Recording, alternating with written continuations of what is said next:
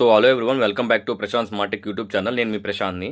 అయితే ఇవాళ నేను ఈ వీడియోలో ఒక మంచి ఇంట్రెస్టింగ్ టాపిక్తో అయితే నేను వచ్చేసాను. ఖచ్చితంగా మీకు ఏది యూస్ఫుల్, ప్రతి ఒక్కళ్ళు మీ రియల్ లైఫ్లో ఇది మీరు ఫేస్ చేసే ఉంటారు. నేను చెప్పేది ఏదైతే ఉందో అది ఏదంటే, for example first of all అది చెప్పేస్తున్న టాపిక్ నేమ్ వచ్చేసి practical learning and theoretical learning. అయితే ప్రాక్టికల్ లెర్నింగ్ అంటే ఏంటి, థియరిటికల్ లెర్నింగ్ అనేది వీడియోలో చూద్దాం. First of all theoretical learning అంటే ఏంటి? ఫర్ ఎగ్జాంపుల్ ఒక టాపిక్ మీకు నేర్చుకోవాలనుకుంటున్నారు, లేదంటే ఒక ఇన్ఫర్మేషన్ కానీ తెలుసుకున్నారు. అది మీరు ఎలా నేర్చుకుంటున్నారు? ఎవరైనా చెబితే కానీ, వింటే కానీ, లేదంటే ఏదైనా వీడియో చూస్తూ కళ్ళతో చెవులతో వింటూ మనం ఆలోచిస్తూ మనం నేర్చుకుంటున్నాము.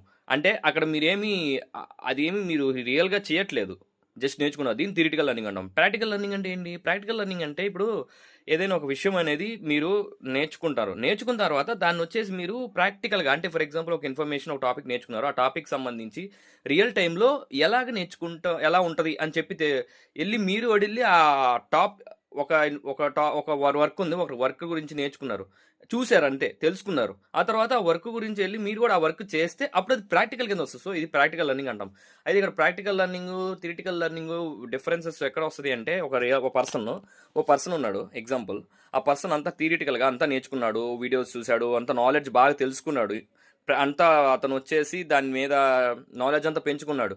అతను ప్రాక్టీస్ కూడా చేశాడు, ఎగ్జామ్స్ వచ్చేసి బాగా నేర్చుకున్నాడు, లేకపోతే అన్ని ఫైనల్గా క్విజెస్ అన్ని ఉంచేశాడు.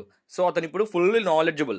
అండ్ ఇంకొక పర్సన్ ఉన్నాడు, ఇతను ఏంటంటే అన్ని నేర్చుకున్నాడు, ప్రాక్టీస్ చేశాడు, అండ్ అతను ఏదైతే వర్క్ నేర్చుకున్నాడో కానీ, టాపిక్ కానీ, అతను రియల్ టైంలో ఎలాగుంటుందని చెప్పి వెళ్ళి అక్కడ ఆ వర్క్లో ఇన్వాల్వ్ అయ్యి ఎక్స్పీరియన్స్ చేశాడు.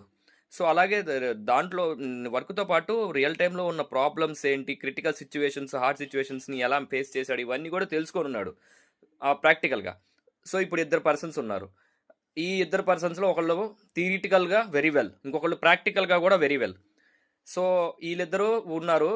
ఇది ఇలాగ ఉంచండి. అండ్ ఇంకొకటి చెప్తా, మన real life situation. For example మనకి హెల్త్ బాగాలేదు, డాక్టర్ దగ్గరికి వెళ్ళాలి. అయితే మనం ఉన్న ఏరియాలో, మన దగ్గరలో ఉన్న డాక్టర్స్లో 3 పర్సన్స్ ఉన్నారు అనుకోండి. ఒక పర్సన్ ఇప్పుడే తను డిగ్రీ తీసుకొని ఫ్రెష్గా వచ్చాడు, అతను కొంచెం ఫీజు వచ్చేసి ఒక తక్కువే అనుకుందాం. ఇంకొక అతను ఉన్నాడు, 2 years ఎక్స్పీరియన్స్, అంటే నాలెడ్జ్ ఉంది, 2 years ఎక్స్పీరియన్స్ ఉంది ఈ డాక్టర్ ఫీల్డ్లో, వెళ్ళాడు. ఇంకొక పర్సన్ ఉన్నాడు, అతనికి 5 years ఎక్స్పీరియన్స్ ఉంది. మనకు ప్రాబ్లం, మనం హెల్త్ బాగలేదు ఎగ్జాంపుల్, ఇతనికి హెల్త్ బాగాలేదు ఈ పర్సన్కి. ఈ బాగున్నప్పుడు అతను ఎవరి దగ్గరికి వెళ్దాలని చూస్తాడు? 5 years ఎక్స్పీరియన్స్ ఉన్న వాళ్ళ దగ్గరికి వెళ్తాడు. ఎందుకంటే మన నమ్మకం అతనికి ఏంటంటే ఇలాంటి పేషెంట్స్ని ఎక్కువ చూసుంటాడు, ఇలాంటి అనుభవం ఎక్కువ ఉంటుందని చెప్పి, సిచ్యువేషన్ అలాగ ఉంది, అతనికి ఐడియా ఉంటుందని చెప్పి మన నమ్మకం ఉంటే అతని దగ్గరికే పోతాం.